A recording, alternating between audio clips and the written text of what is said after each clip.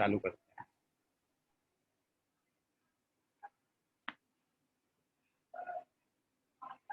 सभी लोग हाथ जोड़ लीजिए, मंगलाचरण करते हैं। नमो अरिहंताणं, नमो सिद्धाणं, नमो आयरियाणं, नमो उवज्झायाणं, नमो लोये सव्यसाहूणम्। मङ्गलं भगवान् वीरो, मङ्गलं गौतमो गणी, मङ्गलं कुन्दकुन्दाद्यो, जैन धर्मोऽस्तु मङ्गलम्। सर्वमङ्गलमाङ्गल्यं सर्वकल्याणकारकं, प्रधानं सर्वधर्माणां, जैनं जयतु शासनम्, जैनं जयतु शासनम्। भक्तामरप्रणतमौलिमणिप्रभाण, मुद्योतकं दलितपापतमोवेतानं, सम्यक् प्रणम्य जिनपादयुगं युगादा, स्वावलम्बनं भवजलै पततां जनानाम्।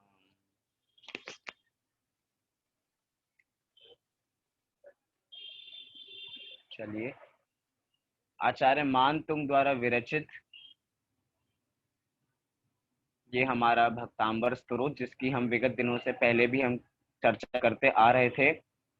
इस भक्तांबर काव्य में जो हम पढ़ रहे हैं, रहस्य भक्तांबर काव्य का, तो इसके अंदर हमने पूर्व के छंदों में 30 छंदों में जो देखा वो थोड़ा एट अ ग्लैंस थोड़ा जल्दी से बताने का थोड़ा प्रयास करता हूँ। यहाँ पे मानतुंग आचार्य निष्काम भक्ति कर रहे हैं, भगवान के गुणों की स्तुति कर रहे हैं कि भगवान वास्तव में होते कैसे हैं, उनका स्वरूप क्या है, उनमें कौन कौन से गुण पाए जाते हैं, इन सब का वर्णन मानतुंग आचार्य कर रहे हैं। यहाँ पे किसी प्रकार की मांग नहीं की गई है, यहाँ पे किसी प्रकार की ख्वाहिश नहीं रखी गई है, यहाँ पे किसी प्रकार की इच्छा नहीं रखी गई है। सीधा सरल शब्दों में कहा जाए, यहाँ पे निष्काम भक्ति की गई है। अर्थात हमारे भगवान ऐसे हैं ना जो किसी को देते हैं, ना किसी से कुछ लेते हैं, ना लेने का काम है ना देने का काम है। अब हम हमारे लिए उतना ही अच्छा रहेगा जितनी जल्दी हम ये भगवान का स्वरूप समझ लेंगे। जैसे हम भगवान का स्वरूप समझ लेंगे कि भगवान ना देते हैं ना कुछ लेते हैं, जैसे ये स्वरूप हमें समझ में आ जाएगा, तभी हमारा भगवान से जो हम मांगने चले जाते हैं, भगवान के मंदिर जी में हम मांगने चले जाते हैं उनसे छोटी छोटी चीजें, जिसको वो स्वयं त्याग के आगे बढ़े हैं, उन चीजों को हम मांगने उनसे चले जाते हैं। तो ये सारी हमारी जो मिथ्या बुद्धि है, मिथ्यात्व है, ये सब खत्म हो जाएगा जैसे ही हम भगवान का सच्चा स्वरूप पहचानेंगे तब। तो मानतुंग आचार्य ने यही किया। यहाँ पे मानतुंग आचार्य ने यहाँ पे वास्तविक स्वरूप बताया, वीतरागता बताई, सर्वज्ञता बताई, हितोपदेशीपना बताया कि भगवान हमारे हितोपदेशी कैसे हैं, कैसे उन्होंने अपने राग को नष्ट कर दिया, अनेक उपमाएं दी, अनेक अलंकारों का प्रयोग किया कि ऐसे ऐसे। मानतुंगाचार्य ने शुरुआत में कहें तो कम से कम 10 श्लोकों में तो मात्र प्रस्तावना बनाई कि हे भगवान, मैं आपका गुणगान कैसे करूंगा, मेरे में इतनी क्षमता नहीं है, मेरे में इतनी बुद्धि नहीं है। आपकी गुणगान करने वाले तो कितने महान होते हैं, कितने बड़े बड़े स्तोत्रों से आपकी भक्ति करते हैं, आपकी अर्चना करते हैं, और मेरे पास कोई बड़े बड़े स्त्रोत नहीं है, मेरे पास कोई विशाल बुद्धि नहीं है, मेरे पास कम बुद्धि है, अल्प बुद्धि वाला हूं। उसके बावजूद भी आपके गुणों को देख के, आपको देख के भक्ति करने का भाव आता है। तो शब्दों का प्रयोग किया, वाचाल वाचाल की तरह, मैं जैसे वाचाल कुछ भी बोलता रहता है, ऐसे ही आपको देख के आपके प्रति गुणगान मेरे निकलते ही चले जाते हैं कि आपकी मुद्रा में ही इतनी शांति है, इतनी शांति है, आपकी मुद्रा को देख के ही अनंत गुण पता लगते हैं। इसीलिए उनकी भक्ति मानतुंग आचार्य करना प्रारंभ करते हैं। यहाँ पे अनेक अनेक उपमाएं दी गई। एक छंद ऐसा भी आया था जिसमें कहा गया कि भगवान को किसी उपमा से नहीं देखा जा सकता। क्यों? क्योंकि जो भी उपमा दी जाएगी वो उपमा बहुत छोटी होगी भगवान के बड़े से स्वरूप के सामने। इसलिए भगवान को उपमा नहीं दी जा सकती, वो अनुपम है। उपमा से रहित हैं। इसलिए जो जो अगर उपमा दी भी जा रही है तो समझना बहुत मजबूरी है, क्योंकि किसी की हमें सुंदरता बतानी हो तो किसी का आधार लेना ही पड़ता है। तो तरीके से यहाँ पे चंद्रमा, सूर्य और अनेक अनेक चीजों का जो भी आलंबन लिया है उपमा देने के लिए, उनका प्रयोग किया गया भगवान की शोभा बताने के लिए कि भगवान वास्तव में कितने सुंदर हैं। हम जिन काव्यों की चर्चा कर रहे हैं वो हैं 8 प्रातिहार्य के काव्य। कौन से काव्य? 8 प्रातिहार्यों की चर्चा हम कर रहे हैं, जिसकी चर्चा 28 नंबर काव्य से प्रारंभ हुई थी। 28 नंबर काव्य में 29 और 30 इन 3 काव्यों की चर्चा हम पूर्व की कक्षाओं में कर चुके थे। मैं आपको थोड़ा सा, हम 8 प्रातिहार्य देख लें कि 8 प्रातिहार्य कौन से हैं, क्योंकि हम हो सकता है भूल गए हों, हमें ख्याल ना हो, इसीलिए एक बार इनको देखना बहुत जरूरी है। आपको 8 प्रातिहार्य आपकी स्क्रीन पे दिखाई दे रहे होंगे। ये 8 प्रातिहार्य याद कर लीजिए, इनसे ही भगवान की शोभा बढ़ती है, या कहें कि भगवान है तो इन चीजों की शोभा हो जाती है कि भगवान एक चेतन वस्तु है, चेतन वस्तु से अचेतन अर्थात जड़ की भी शोभा बढ़ जाती है। तो वो ये 8 चीजें हैं जो भगवान के समव शरण में पाई जाती हैं। तो किन की हम चर्चा कर चुके, तो आप ये देखिए, हम यहाँ पे अशोक वृक्ष की चर्चा कर चुके, सिंहासन की चर्चा कर चुके, और इसके बाद हम चवर की चर्चा कर चुके। अब हमें आज जिसकी चर्चा करनी है, आज हम करेंगे छत्र की चर्चा और दुंदुभी की चर्चा। इन दो प्रातिहार्यों की चर्चा आज हम इस कक्षा में करने वाले हैं कि भगवान के जो सुशोभित करते हैं वो चीज कैसी हैं। अशोक वृक्ष में कहा गया था कि जैसे संपूर्ण मंडल को छाया के समान अशोक वृक्ष, अशोक मतलब शोक को हरने वाला। फिर हमने देखा था सिंहासन। सिंहासन क्या होता है? सिंह जिसका आसन हो, आसन अर्थात जहाँ पे भगवान तिष्ठते हैं। वास्तव में भगवान समोशरण में सिंहासन पे ऐसे नहीं बैठते हैं, बीच में 4 उंगल का गैप होता है और फिर भगवान वहां पे विराजमान होते हैं, लेकिन उसका आसन कहा जाता है सिंहासन। सिंह मतलब शेर जैसा आसन, जैसे बिल्कुल ताकतवर, मतलब ताकत का प्रतीक कहें या बल का प्रतीक कहें, वो सिंहासन इसका प्रतीक होता है। तो और चवर हमने देखे थे, जैसे कि झरना झर रहा हो, ऊपर से बारिश हो रही हो सुमेरु पर्वत पे, ऐसी चवर डुल रहे हैं भगवान पर। कितने चवर डुल रहे हैं? 64 चवर भगवान पे डुल रहे हैं। भगवान की सुशोभा उससे बढ़ रही है, या भगवान खुद इतने सुशोभित हैं कि उनकी भी शोभा उनसे बढ़ जाती है, हम ऐसा भी कह सकते हैं। तो आज हम देखने वाले हैं छत्र। अगला प्रातिहार्य आप काव्य नंबर निकाल लीजिए, काव्य नंबर 31। आपकी भी स्क्रीन पे अभी 31 नंबर का काव्य दिखाई देगा। आप उसके भी उससे पाठ कर सकते हैं। पुस्तक हो तो आप जरूर अपने साथ पुस्तक रखें, तो क्योंकि उससे भाव हमें विशेष विशेष ख्याल आता है जब हमारे सामने पुस्तक होती है। तो यही हमारी परंपरा है कि दिगंबरों की परंपरा की जो ग्रंथ चल रहा है वो ग्रंथ सबके घर में होना चाहिए, जिनवाणी होनी चाहिए। तो अगर नहीं हो तो ले लेनी चाहिए, और नहीं हो तो अभी आप स्क्रीन पे भी देख सकते हैं 31 नंबर का काव्य। बहुत बढ़िया छंद है। पहले हम छंद पढ़ेंगे, फिर इसका संधि विच्छेद देखेंगे, और फिर इसका विशेष अर्थ थोड़ा समझने का प्रयास करेंगे। तो पहली पंक्ति मैं इधर से पढ़ता हूँ, फिर उस पंक्ति को आप दोहराना। छत्रत्रयं तव विभाति शशांक कांत,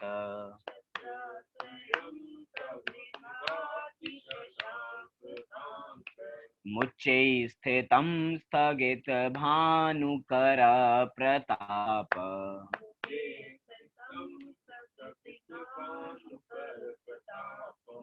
प्रतापम है, मैंने प्रताप बोला था, फिर से पढ़ लेते हैं। मुच्चै स्थितं स्थगित भानुकर प्रतापम,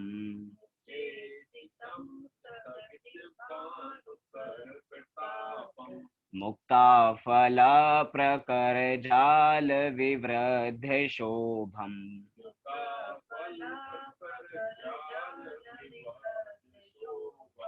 प्रख्यापयत् त्रिजगता परमेश्वरत्वम्।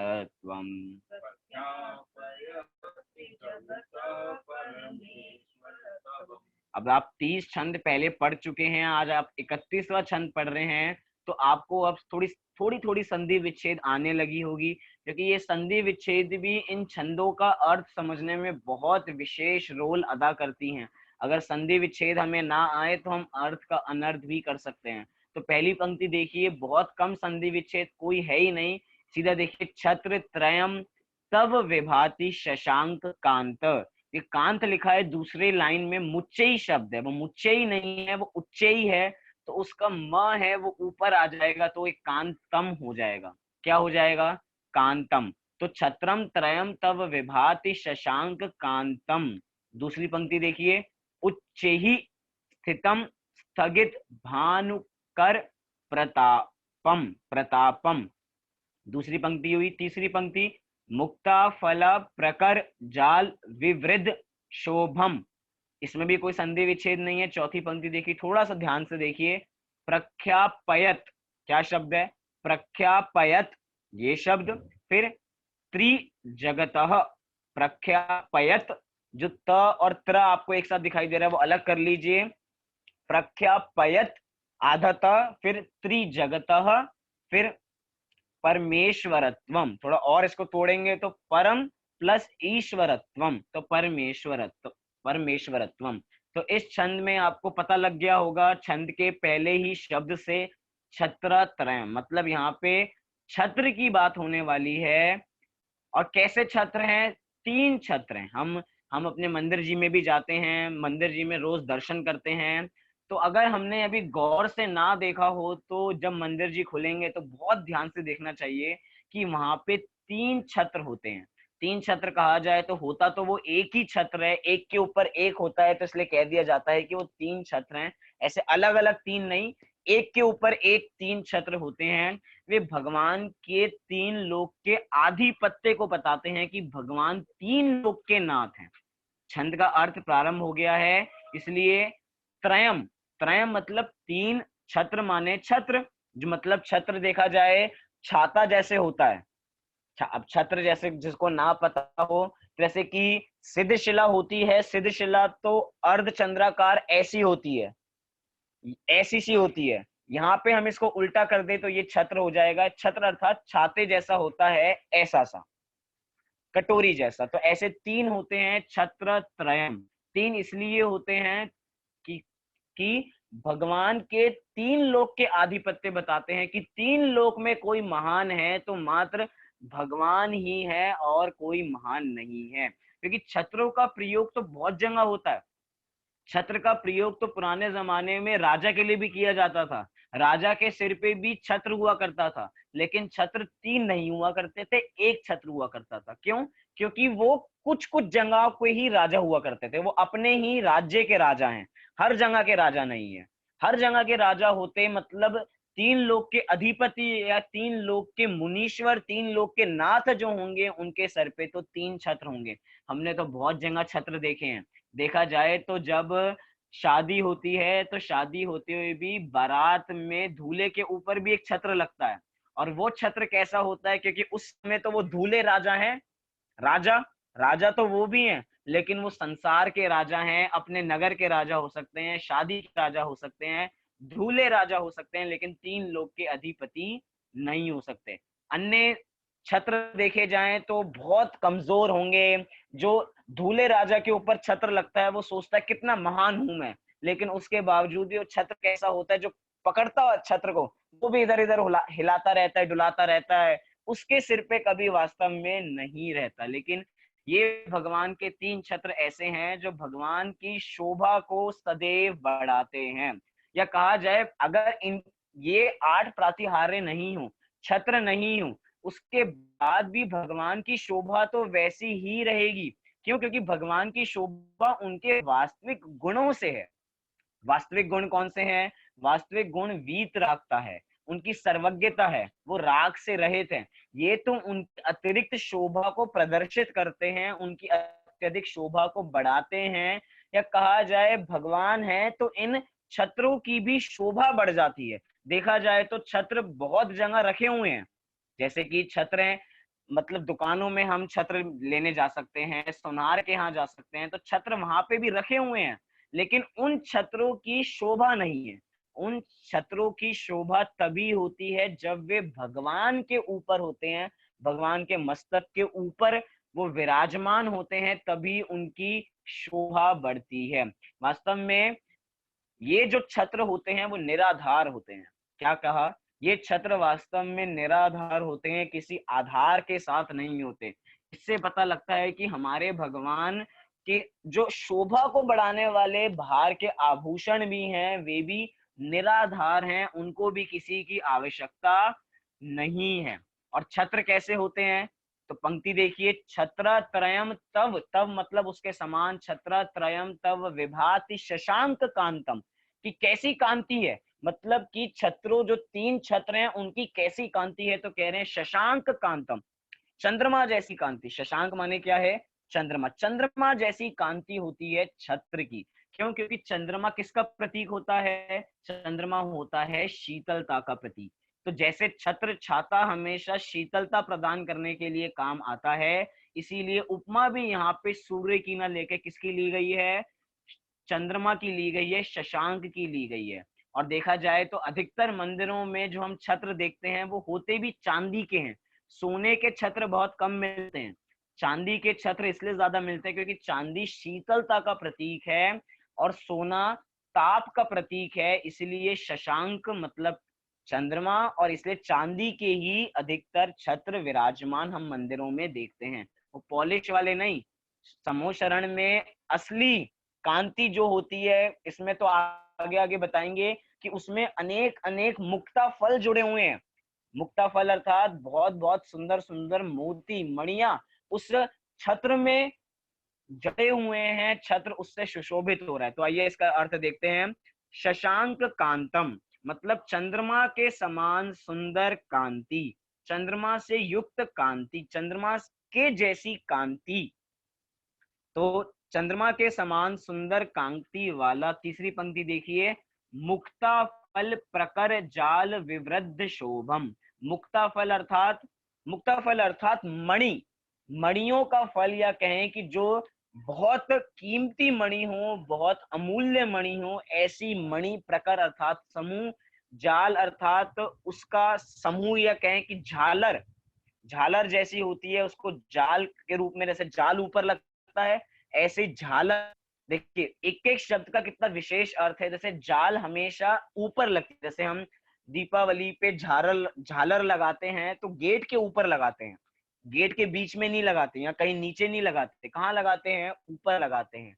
ऐसे ही जो ये छत्र है वो कहाँ पे है? ये छत्र भी ऊपर रहता है, बिल्कुल भगवान की शोभा को बढ़ाने के लिए। तो कह रहे हैं मुक्ता फल प्रकर जाल विवृद्ध शोभम, कि उस छत्र त्रय मतलब उन शशांक जैसी कांति जिन छत्रों में से निकल रही है, वो कांति कैसी है? वो कांति मणि मुक्तों की झालरों से और ज्यादा बढ़ रही है, अर्थात उन छत्रों में वो मणि जड़ी हुई हैं और वो छत्र और विशेष शोभा को प्राप्त हो रहा है। और छत्र कहाँ लगता है? तो छत्र हमेशा मस्तक पे लगता है, या कहें कि मस्तक के ऊपर लगता है, इसीलिए उसकी शोभा बढ़ती है। जैसे हमने पहले क्षण में देखा था मौली, मौली अर्थात मुकुट, तो मुकुट जैसे हमारी शोभा अपने हमारे मस्तक की शोभा को बढ़ाता है, ऐसे ये छत्र भी शोभा बढ़ाते हैं जब ये ऊपर विराजमान होते हैं। फिर क्या कह रहे हैं? स्थगित भानु कर प्रतापम, मिला आप सबको? दूसरी पंक्ति देखिए, स्थगित भानु कर प्रतापम। स्थगित माने क्या होता है?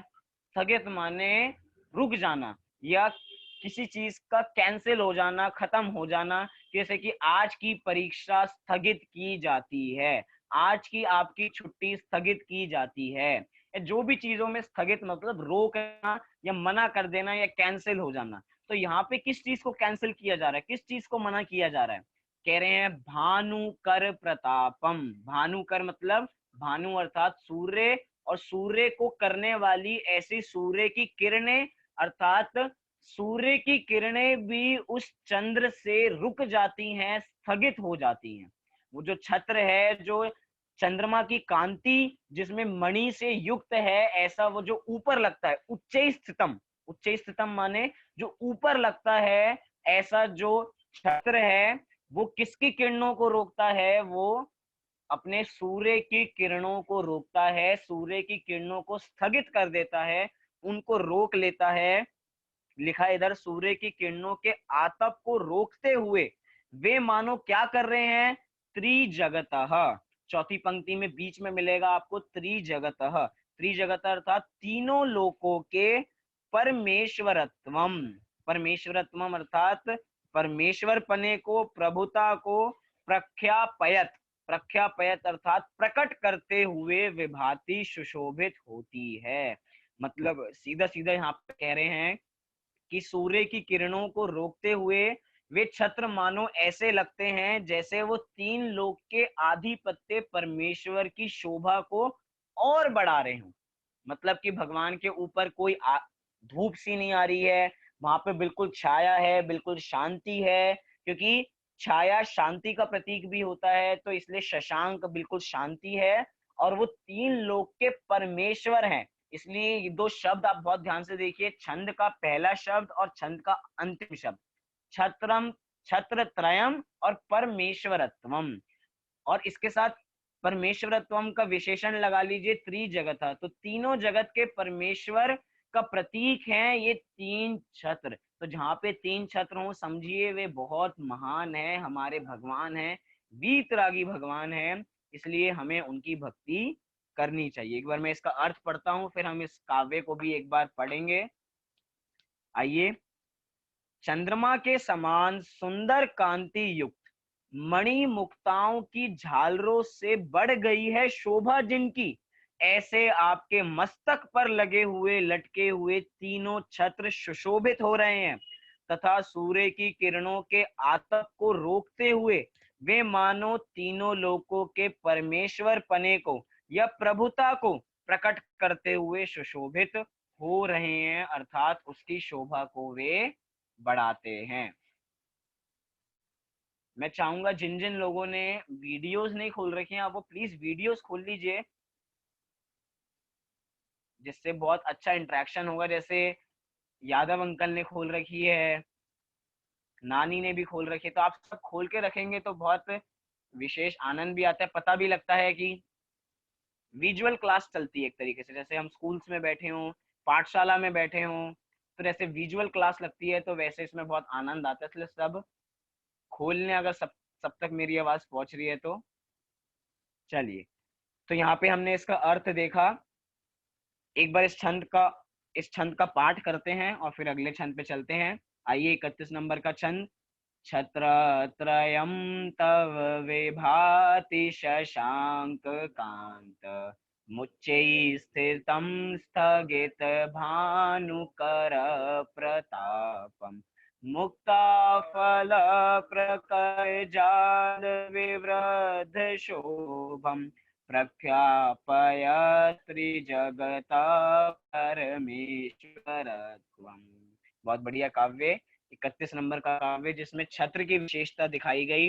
हम बहुत जगह मंदिरों में देखते होंगे, अतिशय क्षेत्रों में देखते होंगे, वहां पे भगवान पे छत्र चढ़ाने की बोलियां भी बहुत लगती हैं कि हम छत्र चढ़ाएंगे कि 251 रुपए में, 551 रुपए में। वो विषय बिल्कुल अलग है कि वो छत्र कैसे चढ़ाया जाता है, क्या किया जाता है, क्या वो उसमें कोई दोष लगता है या नहीं लगता है, निर्माल्य आदि की चर्चा भी, इसमें बहुत विशेष चर्चा है उसकी भी।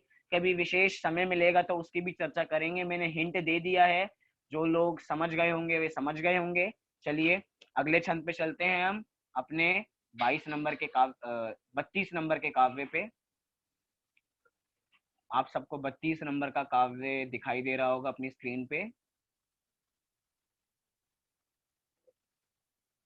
चलिए 32 नंबर का काव्य जिसमें भगवान के एक और प्रातिहार्य की चर्चा कर रहे हैं, दुंदुभी। आप लोगों ने सुना होगा दुंदुभी। आप इस छंद की चौथी पंक्ति में भी देख सकते हैं, शब्द आपको दिख रहा होगा दुंदुभी। दुंदुभी अर्थात एक प्रकार का वाद्य यंत्र है, एक प्रकार का बाजा है, इंस्ट्रूमेंट है, म्यूजिकल इंस्ट्रूमेंट है, जिसके द्वारा हर जगह ध्वनि होती है और बहुत मधुर, बहुत गंभीर ध्वनि होती है, जिससे सब लोग एकत्रित हो जाते हैं। दुंदुभी दिखा दें एक बार। चलिए दुंदुभी भी एक बार देख लेते हैं कि दुंदुभी कैसी दिखती है। हमने 8 प्रातिहार्यों में देखी थी। एक बार ये रही दुंदुभी। आप सबको दिख गई होगी दुंदुभी। चलिए, और अगर समोशरण का थोड़ा आपको चित्र भी दिखा दूं कि 8 प्रातिहार्य कैसे किस जगह पे लगे होते हैं, कैसी भगवान को सुशोभा को बढ़ाते हैं, तो आप इस चित्र को भी देखिए, आपको सब समझ में आ जाएगा। ये हैं सारे हमारे भगवान के सामने जो जितने भी 8 प्रातिहार्य हैं, उनका ये वर्णन है। देखिए यहाँ पे आपको छत्र भी दिखाई दे रहा होगा, ऊपर 3 छत्र। और देखिए यहाँ पे भी छत्र चांदी के दिखाए गए हैं, सोने के नहीं दिखाए गए हैं। बहुत मंदिरों में सोने के छत्र भी दिखते हैं, लेकिन वास्तविकता में चांदी के प्रतीक से, क्योंकि शशांक कांतम शांति के प्रतीक, या कहें कि विशेष आतप नहीं होने के कारण, ठंडक पहुंचाने के, शीतलता पहुंचाने के कारण यहाँ पे चांदी के ही छत्र दिखाए गए हैं। यहाँ पे पुष्प वृष्टि भी हम देखेंगे, अशोक वृक्ष भी आपको दिखाई दे रहा होगा, चवर आप देख पा रहे होंगे, भामंडल आपको पीछे हम अब आगे चर्चा करेंगे। नीचे दुंदुभी, देखिए दुंदुभी कैसी नजर आ रही है।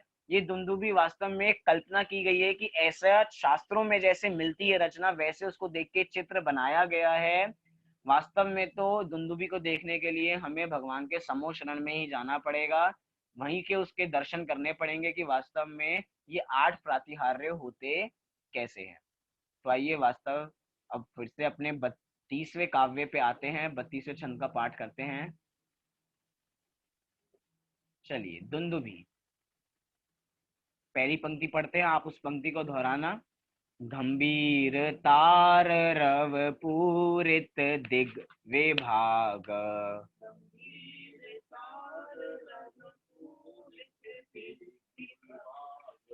त्रिलोके लोक शुभ संगम भूति दक्ष।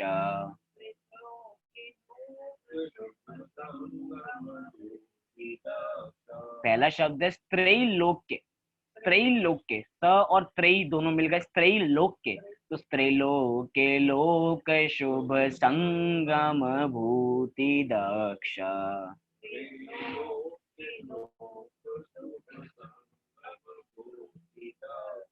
सद्धर्म राज जय घोषण घोषक सन।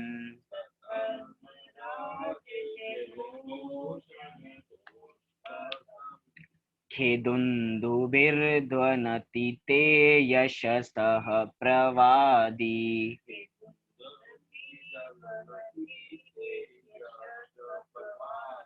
आइए एक बार इसको देख लेते हैं, संधि विच्छेद तो हमें और अच्छी तरह पढ़ने में आ जाएगा। पहली पंक्ति देखिए, गंभीर तार रव पूरित दिग, दो शब्द आ गए यहाँ पे अंतिम में, दिग विभाग। क्योंकि जो नीचे दूसरी पंक्ति में आपको स दिखाई दे रहा होगा, स्त्री जिसको हमने पढ़ा, वो स ऊपर चला जाएगा और स का विसर्ग हो जाएगा सुसजुषरऊ से, एक सूत्र है संस्कृत का, तो वहां पे विसर्ग हो जाएगा। तो दिग अर्थात दिक, जिसको दिग भी कहा जाता है, जिसको दिशाएं, तो दिक मतलब दिशाएं, फिर विभाग। फिर अगली दूसरी पंक्ति देखिए, त्रैलोक्य, त्रैलोक्य 3 लोक, लोक शुभ संगम भूति दक्ष, ऐसा कहा। फिर आगे देखिए, सद धर्म राज, थोड़ा यहाँ पे भी संधि है। ये जो आपको सद द और ध दिखाई दे रहा है, ये सत है वास्तव में, द का त हो जाएगा और ये हलंत का है अर्थात आधा है, तो सत धर्म राज। फिर है जय घोषण घोष कह सन। फिर अगला शब्द खे, यहाँ पे खे का बहुत विशेष अर्थ है, हम आगे देखेंगे कि खे का मतलब क्या होता है। तो खे धुंदुबी, धुंदुबी ही, जो विसर्ग है वो विसर्ग कहाँ से आया, जो व के ऊपर रेफ लगा हुआ है र का, वो पहले आ जाएगा और विसर्ग बन जाएगा, तो दुंदुबी ही। फिर ध्वनति ते यशसः प्रवादी। इस प्रकार ये पूरा छंद हुआ। एक बार इस छंद को हम पढ़ते हैं, आप भी पढ़िए। गंभीर तार रव पूरित दिग विभाग, त्रैलोके लोक शुभ मंगम भूति दक्ष। तद्धर्म राज जय घोषण घोष कसन खेदुन्दुभिर ध्वनति ते यशसः प्रवादी। बहुत बढ़िया छंद। दुंदुभी के बारे में बताया जाएगा। थोड़ा आप भी लोग दुंदुभी के बारे में समझते होंगे। आप भी आपने बहुत बैंड बाजे देखे होंगे, बहुत बैंड बाजों का आवाज सुनी होगी, ध्वनि सुनी होगी। तो कुछ तो बैंड बाजे वाले ऐसे होते हैं जो बजाते हैं, उनको खुद नहीं पता क्या बजा रहे हैं, सुनने वालों को नहीं पता कि क्या बज रहा है, उनको भी इसके बारे में कुछ नहीं पता, लेकिन वे बजा रहे हैं। यहाँ पे जो दुंदुभी है वो दुंदुभी बज तो रही है, लेकिन उसका बहुत विशेष कारण है, उसमें से विशेष ध्वनि निकलती है, विशेष प्रकार की आवाज निकलती है, जो एक विशेष चीज बताती है, कहें कि विशेष निर्देश देती है, वो दुंदुभी एक तरीके से ध्वनि यंत्र है। हमने अपने मंदिरों में भी देखा होगा, जब श्री जी का प्रक्षाल होता है, जब श्री जी का प्रक्षाल होता है तो उस समय क्या होता है, श्री जी के प्रक्षाल के समय में घंटा बजाया जाता है, घंटा बजाया जाता है, या एक थाली होती है, थाली को बजाया जाता है। तो एक तरीके से ये प्रतीक है कि अब आप सब अलर्ट हो जाइए, अपने लाखों काम, हजारों काम, दुनिया भर के काम को छोड़ के अब उस चीज पे फोकस कीजिए, अब वहां देखिए।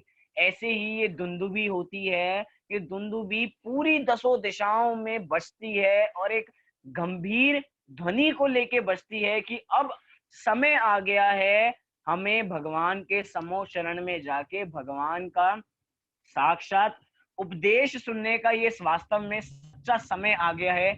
तो आइए चलते हैं भगवान के समो शरण में। इसका विशेष काम है इस दुंदुभी का। हम नगरों में देखते थे पुराने समय में, राजाओं को कुछ भी ऐलान कराना होता था, कुछ भी कहलवाना होता था, तो कैसे कहते थे, दो उनके सिपाही जाते थे, बहुत बड़े बड़े बाजे अपने साथ लेके जाते थे, और जो जो कहना होता तो पहले ढोल जोर जोर से बजाते थे, सब लोग इकट्ठे हो जाते थे, और इकट्ठे होने के बाद क्या किया करते थे, सारे इकट्ठे हो गए और उसके बाद जोर जोर से बाजे बजा करते थे, सुनो सुनो सुनो। और फिर जो राजा को कहलवाना होता था वो नगर नगर में कह दिया जाता था। ऐसे ये दुंदुभी है, दुंदुभी दसों दिशाओं में, यहाँ पे दिक शब्द आया, दिक अर्थात दिशा, और दिशा चार के बदले में यहाँ पे दिशाएं कितनी ले रही हैं, दसों दिशाएं, जितनी दिशाएं हैं सब में वो दुंदुभी बजती है, और ऐलान किया जाता है कि भगवान का समोशरण लग चुका है, सब लोग आ जाइए, भगवान की दिव्य ध्वनि का लाभ लीजिए। ये अवसर लाखों वर्षों में मिलता है, इसलिए इस अवसर को चूकना भूले, मतलब इस अवसर को भूलना मत, इसका पूरा पूरा लाभ लेना। यहाँ पे बहुत बढ़िया सुंदर अर्थ लिखा है, मैं एक बार वो भी पढ़ता हूँ, फिर इस छंद पे भी आते हैं। यहाँ पे लिखा, लाख काम छोड़कर इस वाणी को सुनने को आओ, ऐसा निमंत्रण इस देव दुंदुभी द्वारा दिया जाता है। मतलब आप किन्हीं भी व्यस्त कामों में व्यस्त हो, कितने ही व्यस्त हो, लेकिन जब भगवान की घंटी या मंदिर जी की जब घंटी बजती है, वो इस चीज का ऐलान किया जाता है, आप जो भी मंदिर में काम कर रहे हो सब भूल के अब वहां पे आ जाइए और सब एकत्रित होके पूजन भक्ति करते हैं। तो एक तरीके से विशेष हम देखते हैं बहुत सारे बैंड बाजे होते हैं, वो अपने और अट्रैक्शन के लिए होते हैं। ऐसे ये दुंदुभी है, ये विशेष अट्रैक्शन के लिए है। और ये दुंदुभी कैसी है, आइए इसके अर्थ में पहला शब्द लिखा है गंभीर। कैसी होती है ये, गंभीर, अर्थात कोई हंसी मजाक की आवाज नहीं बज रही है, कोई जो बहुत आजकल नई नई तरीके की साउंड्स आ गई हैं, कॉमेडी साउंड्स आ गई हैं जो पीछे से निकाल दी जाती हैं, ऐसी नहीं है ये कैसी है, ये बहुत गंभीर आवाज है, ये बहुत संदेश देना चाहती है। जो संसार में फंसे हुए जीव हैं और संसार से पार करना चाहते हैं, संसार रूपी समुद्र को पार करना चाहते हैं, ये उनके लिए गंभीर सूचना है कि एक बार कान लगा के सुन लीजिए। कुंकुन आचार्य के शब्दों में कहूं, उन्होंने किसी और अर्थ में कहा, मैं यहाँ पे किसी और अर्थ में कहता हूं कि हे कान वालों, ध्यान से सुनो, अगर आपके पास कान है तो बहुत ध्यान से इनका प्रयोग करो। कितनी गंभीर ध्वनि निकल रही है देवों के द्वारा समोशरण में एकत्रित करने के लिए। तो आइए इसका अर्थ समझते हैं कि देव हमें हमसे क्या कहना चाहते हैं इस दुंदुभी के माध्यम से। तो पहला शब्द देखिए, गंभीर तार रव पूरित दिग विभाग। पहली पंक्ति पूरी ले लीजिए, गंभीर तार रव पूरित। रव मतलब क्या होता है? रव अर्थात होता है शब्द या कहें ध्वनि, और पूरित अर्थात जो उससे पूरित है, सब कुछ हर जगह पूरित है, मतलब हर जगह फैली हुई है। कहाँ कहाँ फैली हुई है? दिग विभाग, दसों दिशाओं में, दसों दिशाओं में जिसकी ध्वनि फैली हुई है। और वो ध्वनि कैसी है? तार। तार अर्थात वो ध्वनि बहुत ऊंची है। ध्वनि कैसी है? बहुत ऊंची है। ऊंची क्यों है? क्योंकि दसों दिशाओं में फैलनी है। दसों दिशाओं में फैलनी है तो वो ध्वनि बहुत ऊंची है। और कैसी है? वो बहुत गंभीर है। जैसे बहुत लोग होते हैं ना गंभीर प्रकृति के, उनकी आवाज भी बहुत गंभीर होती है, कि जैसे ही वो बोलना चालू करते हैं सब लोग एक तरीके से अट्रैक्शन, पॉइंट ऑफ अट्रैक्शन वो इंसान बन जाता है, क्योंकि उसकी ध्वनि इतनी गंभीर है, वो इतना सीरियस है। तो ऐसे दुंदुभी की आवाज बहुत सीरियस है, गंभीर है और बहुत ऊंची है। और कैसी है? दसों दिशाओं में उसकी ध्वनि पूरित हो रही है, अर्थात फैल रही है, दिगमंडल में हर जगह फैल रही है। दूसरी पंक्ति, त्रैलोक के लोक शुभ संगम भूति दक्ष, अर्थात शुभ संगम। शुभ संगम अर्थात, शुभ संगम अर्थात सत समागम। संगम अर्थात मिलन, मिलना एक दूसरे से, और शुभ मतलब सत। तो हमने शब्द सुना होगा सत समागम। तो आपके लिए एक नई वोकैबुलरी बढ़ गई आप लोगों की। अगर आपको सत समागम शब्द का प्रयोग करना है तो आप शुभ संगम शब्द का प्रयोग भी कर सकते हैं। तो एक तरीके से मात्र हमारा आध्यात्मिक ज्ञान या अलौकिक ज्ञान नहीं बढ़ रहा है, हमारा यहाँ पे हिंदी का विशेष ज्ञान भी इसको पढ़ते हुए बढ़ता ही चला जाता है। क्योंकि एक तरीके से मानसिक रूप से भी, शारीरिक रूप से, हर तरीके से आपका विकास होगा इस भक्तांबर को पढ़ के। तो शुभ संगम अर्थात सत्संगम। तो क्या कह रहे हैं? लोक के लोक शुभ संगम भूति दक्ष, अर्थात तीनों लोकों के प्राणी, तीनों लोकों के प्राणियों को सत समागम की प्राप्ति होने वाली है इस घोषणा से। भूति दक्ष अर्थात, इस दक्ष अर्थात आप इस काम में जैसे दक्ष हैं, समर्थ हैं। तो ये दुंदुभी जो है वो इतनी समर्थ है कि तीन लोक के जितने भी प्राणी हैं उन सबको सत समागम कराने वाली है, सच्चा मार्ग दिखाने वाली है। अब आप जितना अर्थ इसका निकाल सकते हैं उतना अर्थ घर पे बैठे निकालते रहिए और आनंद लेते रहिए इस अर्थ का कि सत समागम का मतलब क्या है। सत समागम हमारे देव शास्त्र गुरु, सत समागम हमारी जिनवाणी माँ, सत समागम हमारे, ये हमारे सच्चे गुरु, ये देव शास्त्र गुरु ही हमारे सत समागम है। ये सच्चा समय है सत समागम करने का, क्योंकि इनका समागम हमें मिल गया है तो समझिए हमारा सारी जितनी भी परेशानी है सभी का हल हो जाएगा। क्योंकि सारी जिनवाणी, क्योंकि सभी जिनवाणियों में सत समागम करने का ही मार्ग दर्शाया गया है। मुक्ति मार्ग पे कैसा जाया जाए इसका ही रास्ता दिखाया गया है। तो ये दुंदुभी कैसी है कि तीनों लोगों के प्राणी को सत समागम कराने वाली है, सत समागम कराने में समर्थ है, इसलिए इसकी आवाज को बहुत ध्यान से सुनो। फिर कह रहे हैं, सत धर्म राज जय घोषण घोष का सन। यहाँ पे पहला शब्द है तीसरी पंक्ति में, सत धर्म राज। जैसे कि आदि दीपक होता है। आदि दीपक कैसे होता है कि एक कमरा हो, कमरे में शुरुआत में अगर दीपक रख दिया जाए तो वो दीपक का उजाला बीच में भी जाता है और आखिरी में भी जाता है। ऐसे ये जो सत शब्द है, सत, ये सत शब्द आदि दीपक है। ये सत शब्द धर्म के साथ भी लगेगा और राज के साथ भी लगेगा। मतलब ये धर्म कैसा है? ये धर्म सत धर्म है। ये राज कैसा है? ये सत राज है, अर्थात सम्यक राज है। इसलिए सत धर्म राज जय घोषण घोष का सन। यहाँ पे दो की घोषणा की जा रही है, जय, दो चीजों की जय जयकार की जा रही है। वो दो चीजें कौन सी हैं?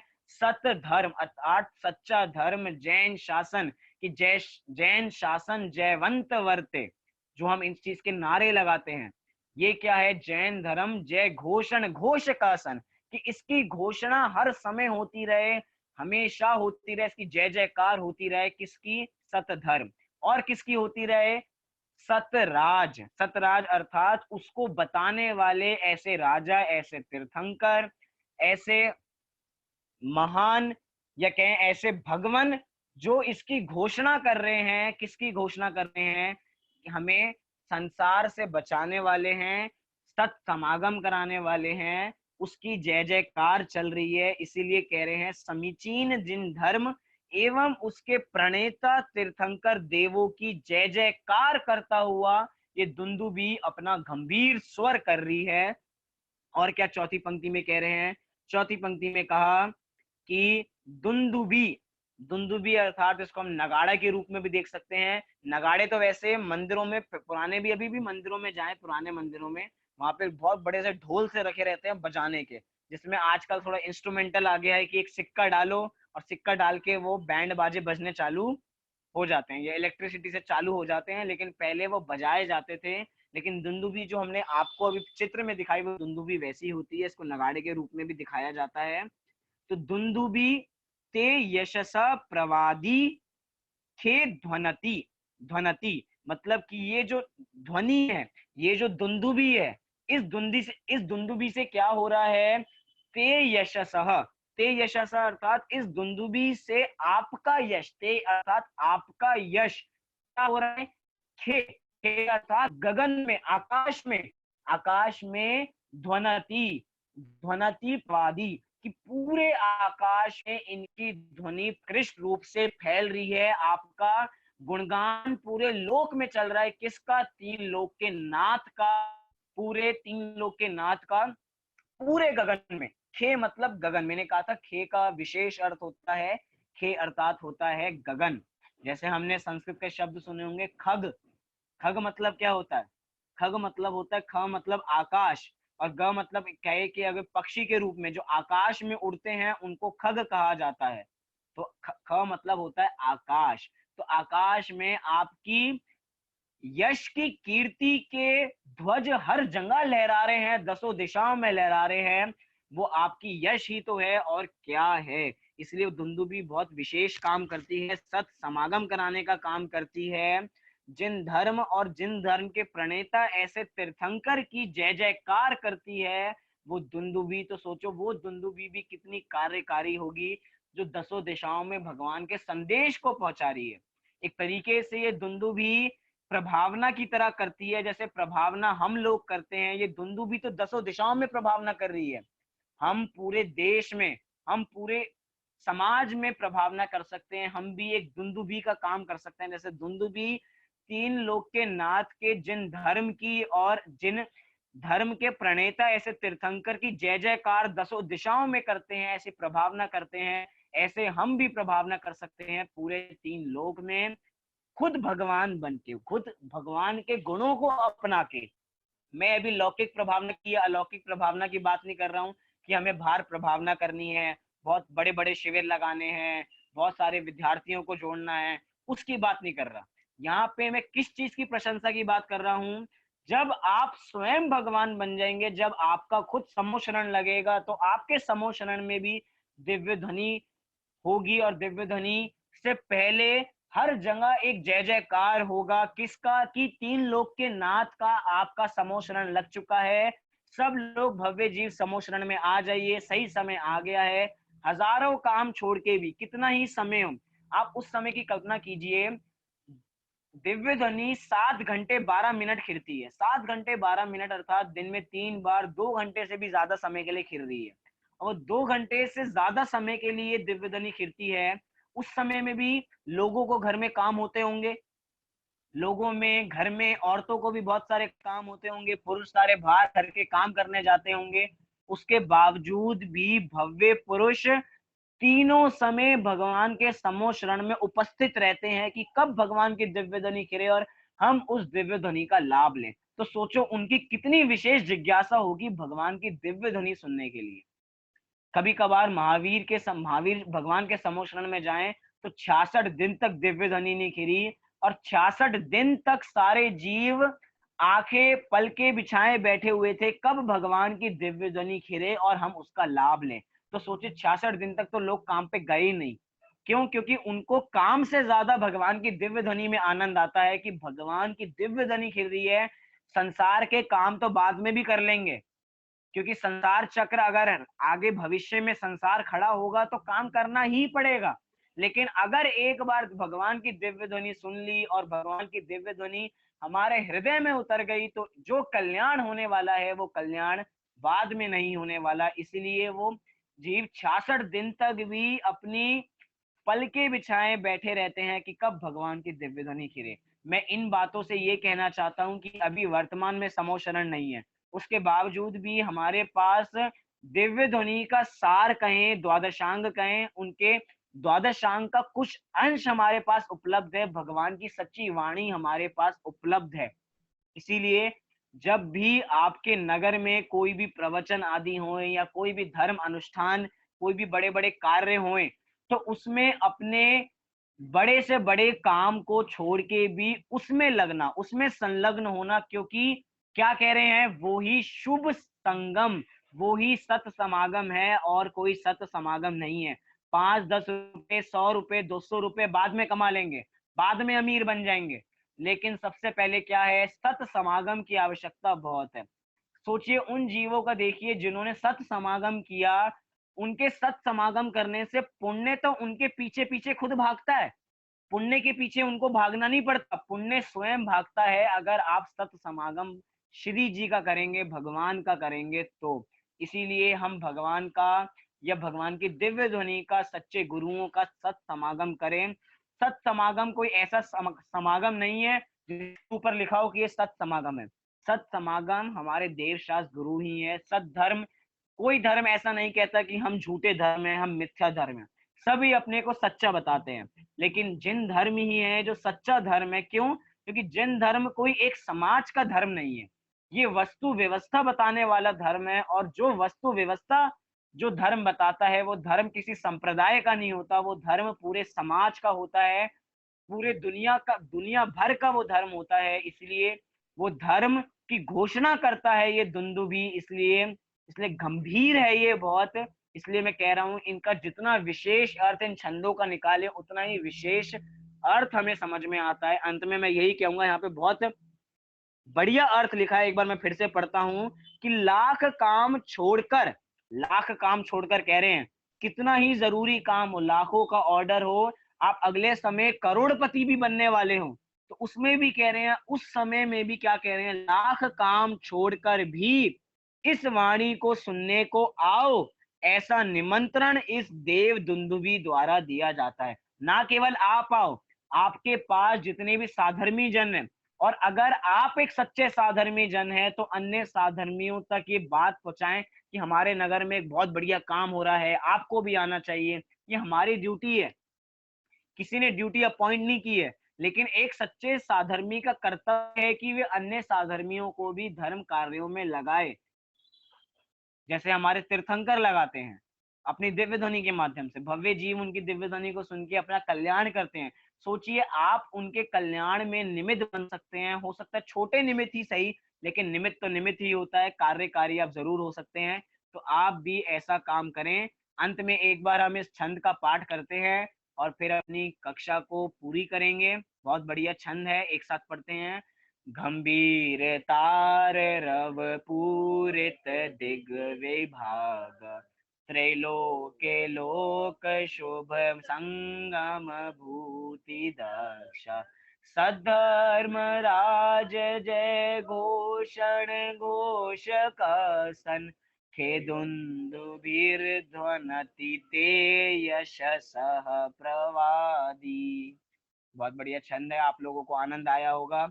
आप लोग कुछ भी पूछना चाहें तो अभी पूछ सकते हैं, कुछ भी विशेष, कुछ शब्द का अर्थ समझ में ना आया हो। मैं अभी भी देख रहा हूँ कि बहुत लोगों ने अपने कैमरा बंद कर रखे हैं। यहाँ पे संगीता जी जुड़ी हुई हैं, समीक्षा जी झांसी से, सीमा जी जुड़ी हुई हैं। आप सबसे अनुरोध है कि सब, मनोज जी जुड़े हुए हैं, सब अपने कैमरा जरूर खोल के रखें, क्योंकि उससे ही आनंद आता है। मेरा आप लोगों से, मैं सबको देखता हूँ कि अंकल सुन रहे हैं, ये वाले अंकल भी सुन रहे हैं, झांसी वाले अंकल भी सुन रहे हैं, नानी भी सुन रही हैं, और जितने भी लोग सुन रहे हैं, तो उनका आई कॉन्ट्रैक्शन हो रहा है, तो समझ में आता है कि हाँ उनको भी समझ में आ रहा है, क्योंकि फेस भी बहुत कुछ बोलता है। हो सकता है आपको सब समझ में आ रहा हो, लेकिन और आनंद आता है जब पता लग जाए कि हाँ सामने से भी तुरंत समझ में आ रहा है। तो सबसे चाहूंगा कि सब कैमरा खोल के रखें। लास्ट वाली लाइन को पूछा जा रहा है कि लास्ट वाली लाइन को कैसे पढ़ेंगे, तो खे दुंदुभी, खे दुंदुभिर ध्वनति ते यशसः प्रवादी। तो जो र है उसको पहले पढ़ लेंगे, या कहेंगे कि खेदुन्दुभिर्ध्वनति ते यशसः प्रवादी, ऐसे भी पढ़ सकते हैं। तो चलिए, किसी को कुछ शंका हो तो वे पूछ सकते हैं, नहीं तो हम अपनी कक्षा को अभी पूरी करते हैं। हाँ जी, पूछिए। मैं पूछ रहा है कि पूजन का समय है, जैसे मान लो जयपुर से जो पूजन आ रही 8 से 8:40 तक होती है, तो समय में कुछ परिवर्तन हो जाता क्या? हम देखते हैं कि कुछ समय का परिवर्तन करते हैं क्या, कोशिश करते हैं कि आगे बढ़ाएं टाइम को। हाँ, 8 से 8:40 तक वहां से पूजन आती है ना, टोडरमल स्मार्ट हाँ सुबह जी, अभी हाँ जी। चल रही। देखिएगा अगर कुछ सेटिंग हो तो ऐसी। हाँ जी। ठीक है। चलिए, और कुछ किसी को छंद के संबंध में कुछ पूछना हो तो वो पूछ सकते हैं। चलिए, अभी किसी को कुछ समस्या नहीं है, कुछ शंका नहीं है, अभी अपने स्थान से 9 बार नमोकार मंत्र का पाठ करेंगे।